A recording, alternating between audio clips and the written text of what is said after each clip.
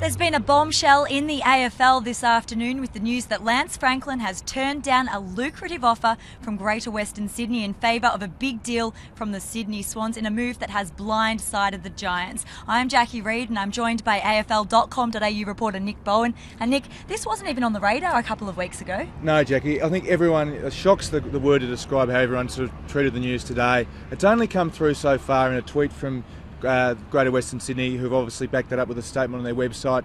The Hawks and Swans yet to say anything, but it looks as though Buddy is set to go to the Swans, and I think a week or so ago no one could believe that. It looked as though it'd either go to the Giants or remain a Hawk, with everyone heavily favouring it to be the Giants. But in a statement released by the Giants, they've sort of talked about having put together a sensible and attractive offer to Buddy.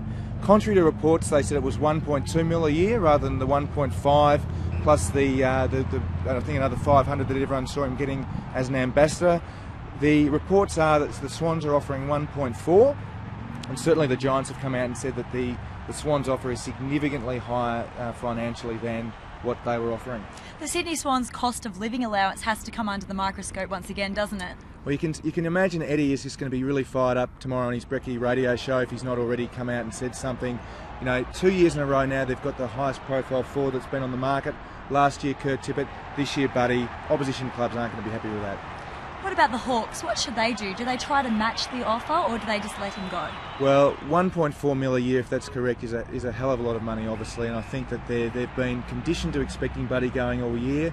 I don't think they're going to probably change their position now just because he's going to go to a different home than they thought. What about Greater Western Sydney? Now they've got $1.2 million available to grab a player. Do they go out and get a player this year, or do you think that there's not enough talent for that this year? I think that's probably the problem, Jackie, that they've put all their eggs in the Buddy basket, and a lot of the guys who sort of were on the market have now gone. Do they get Daisy Thomas? Well, look, he looks pretty well down the track with Carlton. Colin Sylvia's an option, but again, is he really the marquee player thereafter? I'm not sure. Heath Shaw's obviously someone that they're interested in. Maybe his pay packet may look a little bit sweeter now.